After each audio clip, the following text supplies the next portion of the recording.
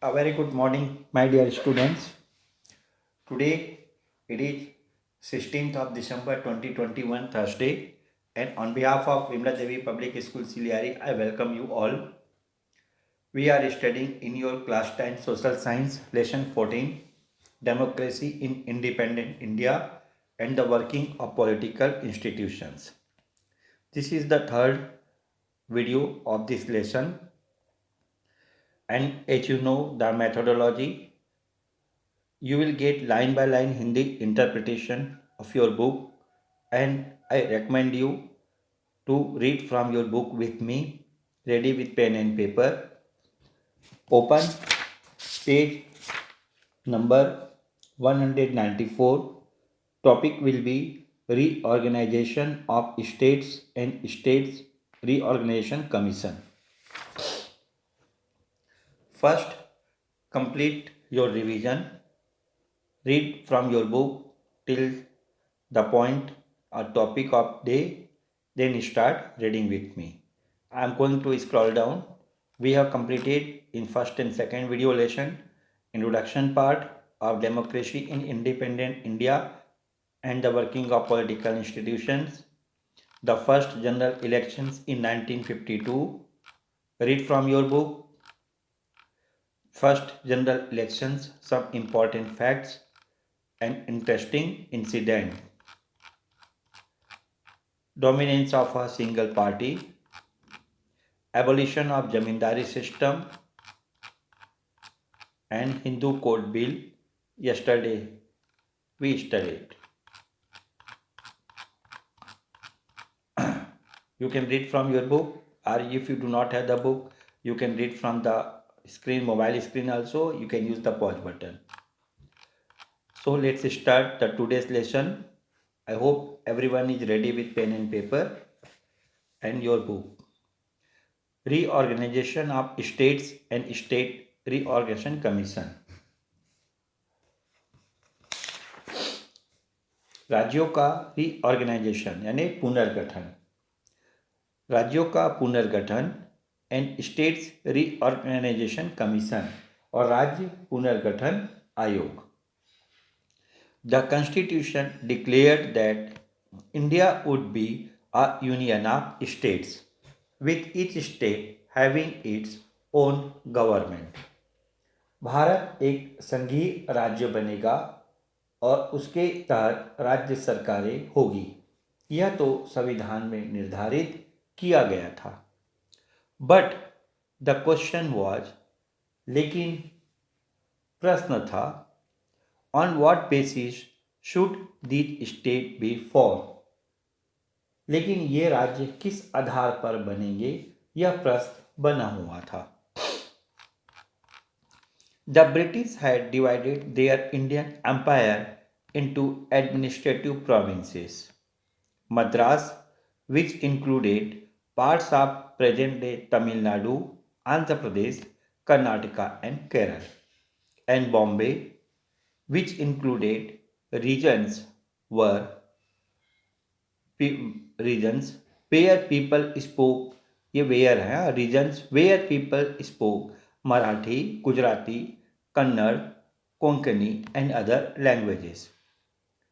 क्या हुआ था कि अंग्रेजों ने अपने भारतीय साम्राज्य को कई प्रशासनिक प्रांतों में बांटा था, जैसे मद्रास, जिसके अंतर्गत आज के तमिलनाडु, आंध्र प्रदेश, कर्नाटक और केरल के भाग आते थे, और मुंबई, जिसके अंदर मराठी, गुजराती, कन्नड़, कोंकणी आदि भाषाएं बोली जाती थी.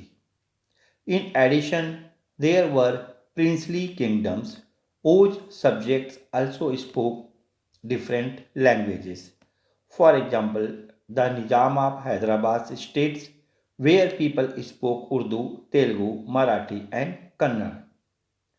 इसके अलावा कई राजाओं की रियासतें थी.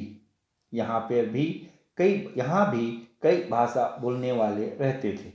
उदाहरण के लिए हैदराबाद के निजाम के राज्य में उर्दू, तेलुगु, मराठी, कन्नड़ भाषाएं बोली जाती थी. A major demand during the freedom movement was that states should be organized on the basis of the dominant regional language. स्वतंत्रता आंदोलन के समय एक प्रमुख मांग यह रही कि राज्यों को प्रमुख क्षेत्रीय भाषा के आधार पर गठित करना चाहिए. At that time, people speaking the same language who lived in different provinces and princely states were demanding their own state. एक भाषा बोलने वाले जो कई राज्यों में बटे हुए थे वे एक राज्य बनाना चाहते थे.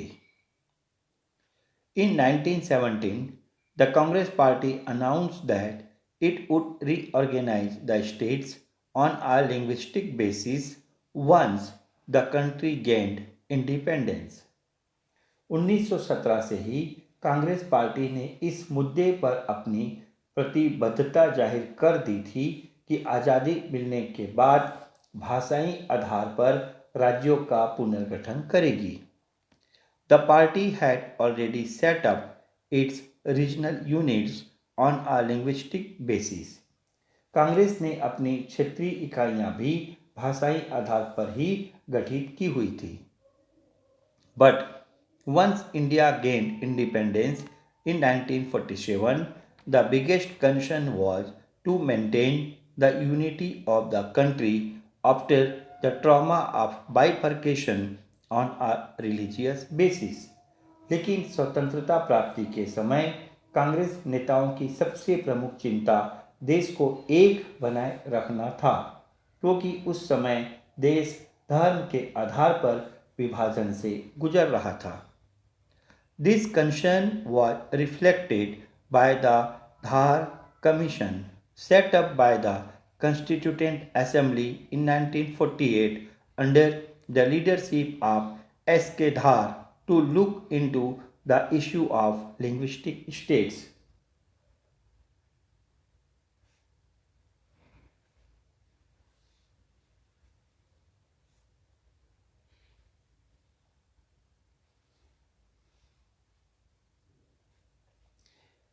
संविधान सभा ने 1948 में भाषाई राज्य पर एस के दर के नेतृत्व में आयोग की नियुक्ति की. The commission recommended that the issue should be postponed because setting up regional administrative units on a linguistic basis would only aggravate divisive tendencies and endanger national unity. दर आयोग ने इस समय की इस मांग को उठाने के खिलाफ अपनी राय दी क्योंकि इससे राष्ट्रीय एकता को खतरा और प्रशासन को असुविधाजनक स्थिति का सामना करना पड़ सकता था. The commission recommended that the issue should be postponed because setting up regional administrative units on a linguistic basis would only aggravate divisive tendencies and endanger national unity. Right? और यहाँ पे एक बात और कहना चाह रहा हूँ मैं कि उस समय देश में एकता की भावनाओं की जरूरत थी न कि भाषा के आधार पर वापसी वैमनस्य. वे इस सवाल को कुछ समय के लिए टालना चाहते थे क्योंकि उन्हें लगता था कि इससे विभाजनकारी ताकतें मजबूत होगी और एक एक करके कई देश कई क्षेत्रीय प्रशासनिक इकाइयों में बंट जाएगा जिनके बीच में तालमेल बनाना काफ़ी मुश्किल काम होगा. इसीलिए जब संविधान सभा ने 1948 में भाषाई राज्य पर एस के दर के नेतृत्व में आयोग की नियुक्ति की तो दर आयोग ने इस समय इस मांग को उठाने के खिलाफ अपनी राय दी. जैसे आपको मैंने बताया क्योंकि इससे राष्ट्रीय एकता को खतरा और प्रशासन को असुविधाजनक स्थिति का सामना करना पड़ सकता था.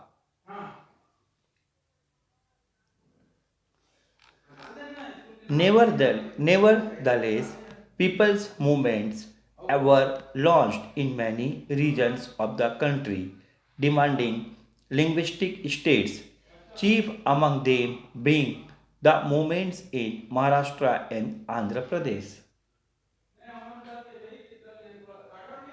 लेकिन देश के विभिन्न इलाकों में भाषाई राज्य स्थापित करने के लिए विशेषकर महाराष्ट्र और आंध्र प्रदेश में व्यापक जन आंदोलन चलने लगे।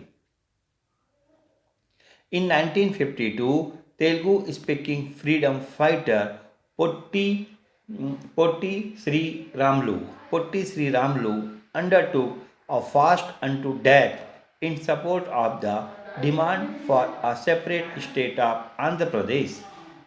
1952 में तेलुगु भाषी स्वतंत्रता सेनानी पोट्टी श्री रामलू ने अलग आंध्र राज्य के समर्थन में आमरण अनशन शुरू कर दिया। He died after 58 days of hunger strike और लगातार 58 दिनों तक अपनी मांग पर डटे रहने के बाद उनकी मृत्यु हो गई। The news of his death led to large-scale violence in all the Telugu-speaking regions, with many people killed in police firings. उनकी मृत्यु के बाद प्रतिक्रिया के रूप में तेलुगु भाषी इलाकों में व्यापक हिंसा हुई और पुलिस फायरिंग में बहुत से लोग मारे गए। The government was forced to concede to the demand of the people and new state of Andhra Pradesh was created in October 1953 with the remaining part of Madras province becoming a Tamil language state. इस घटना के बाद सरकार झुक गई और उसने अलग आंध्र प्रदेश की मांग को मान लिया। अक्टूबर 1953 में अलग आंध्र प्रदेश अस्तित्व में आ गया और इसके साथ ही मद्रास प्रांत का शेष इलाका तमिल भाषी राज्य बन गया। The success of the Andhra Pradesh movement spurred other groups to pursue their linguistic agenda with greater zeal. एक अलग राज्य के गठन के रूप में आंध्र प्रदेश की सफलता ने अन्य समूहों को ज़्यादा पुरजोर तरीकों से अपनी मांग को पेश करने के लिए उकसाया। Reorganizing states on a linguistic basis was not an easy task. भाषा के आधार पर राज्य बनाने में कई कठिनाइयाँ थी। In many regions, several languages were spoken, so it was difficult to demarcate where an area speaking one language ended and where an area speaking another language began. किसी भाषा का क्षेत्र कहाँ समाप्त होता है और दूसरे का कहाँ शुरू होता है यह तय करना आसान नहीं था। There was also the question of the status of a minority language in a linguistic state. हर क्षेत्र में जैसे कि कई भाषाएं बोली जाती थी, किसे राज्य बनाने का आधार बनाए और उसमें भाषाई अल्पसंख्यकों का क्या स्थान हो। Minority language in a linguistic state यानी कि भाषाई अल्पसंख्यकों का क्या स्थान हो। In addition cities like Madras, currently Chennai, and Bombay, currently Mumbai, had residents speaking many different languages and major investment made by industrialists from other regions. Madras आज का चेन्नई और बम्बई आज का मुंबई जैसे शहर थे जिसमें कई भाषा बोलने वाले लोग रहते थे और दूर दराज के उद्योगपतियों ने निवेश किया था। That was not all. A large part of the country had so-called Hindi-speaking people who actually spoke Chhattisgarhi, Bundeli, Bhojpuri, Audhi, Haryanvi, Marwadi, and a host of other regional languages. फिर अब यहाँ पे जैसे कि प्रश्न आया कि चेन्नई और मुंबई इन महानगरों को किस राज्य का माने या फिर क्या उन्हें स्वतंत्र नगर राज्य बनाना चाहिए। दूसरा, यहाँ पे बहुत बड़े क्षेत्र में रहने के लिए तो लोग हिंदी बोलते थे, मगर वास्तव में लोग छत्तीसगढ़ी, बुंदेली, भोजपुरी, अवधी, हरियाणवी, मारवाड़ी आदि भाषा बोलते थे। Should should each regional language area be carved out into a separate state? अब क्या इन्हें भी अलग राज्य बना देना चाहिए? What should be done with Adivasi regions like Jharkhand? आदिवासी अंचल जैसे झारखंड का क्या करें? These were all contentious questions that subsequently gave rise to many regional movements. ये प्रश्न बहुत उलझा देने वाला था और उनको लेकर व्यापक आंदोलन भी शुरू हो रहे थे। The government constituted a state reorganization commission to look into all these demands and give its recommendation. सरकार को विवश होकर एक राज्य पुनर्गठन आयोग बनाना पड़ा जिसे इस तरह की मांगों की समीक्षा करके अपनी सिफारिश सौंपनी थी। The commission submitted its report in 1955 और आयोग ने अपनी सिफारिश 1955 में दी। Its recommendations were broadly accepted and formed the basis for reorganizing the states और उनको मोटे तौर पर मान लिया गया।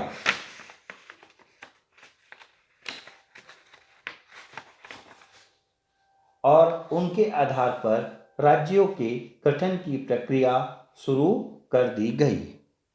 So eventually the Indian states were created on a linguistic basis और अंततः भारत के राज्यों को प्रादेशिक भाषाओं के आधार पर गठित किया गया।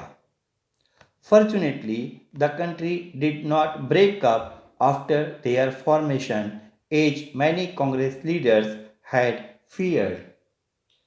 कांग्रेस के राष्ट्रवादी नेताओं की चिंताओं के विपरीत भाषाई आधार पर राज्य बनाने से भारत का विघटन नहीं हुआ।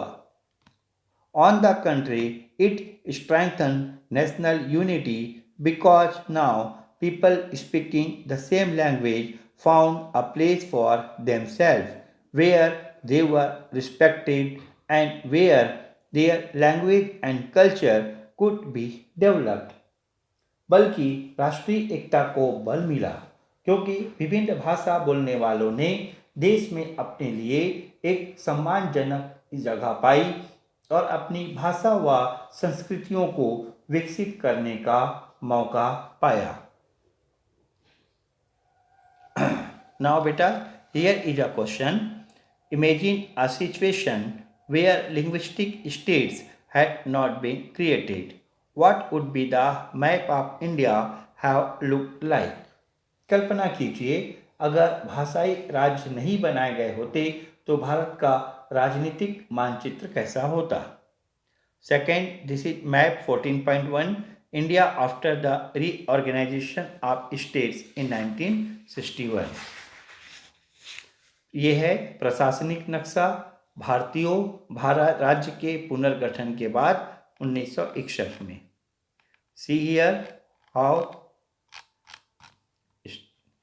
Jammu and Kashmir, Punjab, Delhi, Nepal, Rajasthan, Gujarat, Madhya Pradesh, Bihar, Bhutan, Assam, Manipur, Nagaland, Myanmar, Bihar, west Bengal, Odisha, Madhya Pradesh, Maharashtra, Andhra Pradesh, Mysore, Pondicherry, Madras, Kerala. Okay, here Andaman and Nicobar island and Goa, Daman and Diu. You can just see how India after reorganization of states in 1961. Now the question you have, do you personally agree with the idea of creating linguistic states? Give reasons for your answer. अब यहाँ पे पूछ रहा है, क्या आप व्यक्तिगत रूप से भाषाई राज्य के विचार से सहमत है, क्यों? Is there any region in the country where only one language is spoken? If there are people speaking minority language in every area, would they face discrimination in a linguistic state? क्या आप व्यक्तिगत रूप से भाषाई राज्य के विचार से सहमत हैं, क्यों? और क्या यह मुमकिन है कि किसी इलाके में सिर्फ एक ही भाषा के बोलने वाले लोग रहते हैं? अगर यह भाषाई अल्पसंख्यक हर जगह मौजूद होंगे, तब क्या भाषाई राज्य में उनकी उपेक्षा नहीं होगी? Doesn't the idea of linguistic states ignore Adivasi language? What do you think?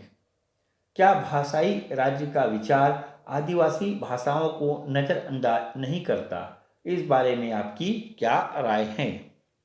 Many new states were created in India after 2000. What was the basis on which they were formed? Find out with the help of your teacher. इसमें यह पूछा गया है कि 2000 के बाद भारत में कई राज्य गठित हुए हैं, वे किन आधारों पर बने? बेटा, my dear students, try to find out the answer of these questions and write in your own words. Definitely you will get the answer in the PDF form, and also we will discuss in the classroom, right? So I think this is the sufficient for this video lesson. In the next video lesson I will continue from plant development. Till then, do your work and I say goodbye to you.